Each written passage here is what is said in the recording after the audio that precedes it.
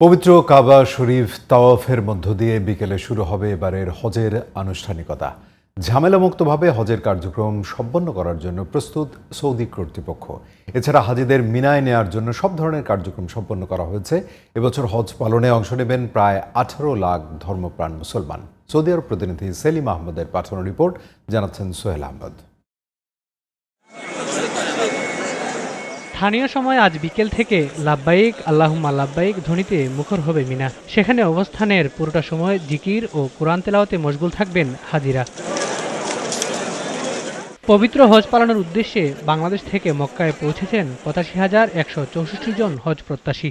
এর মধ্যে সরকারি ব্যবস্থাপনায় ৫,০৯১ জন এবং বেসরকারি ব্যবস্থাপনায় গেছেন ৮০,০৭৩ জন। মারা গেছেন ১৫ জন।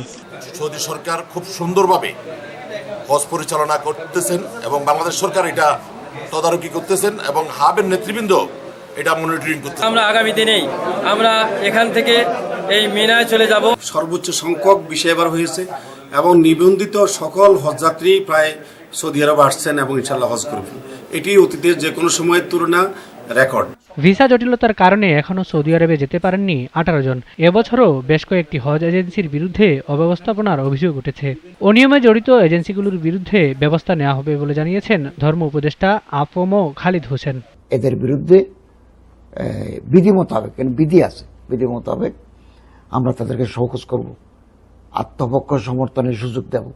তার বক্তব্য যদি যথার্থ হয় আমরা বলে বিবেচনা করব, আর না হলে বিধি এবং রুলস আইন অনুযায়ী আমরা তাদের বিরুদ্ধে অ্যাকশনে যাব। সৌদি আরবের হজ কর্তৃপক্ষ বলছে এবছর আরাফাত ময়দানে আনুষ্ঠানিকতা পালন করা হবে 5 জুন, আর দেশটিতে পবিত্র ঈদুল আজহা পালিত হবে 6 জুন।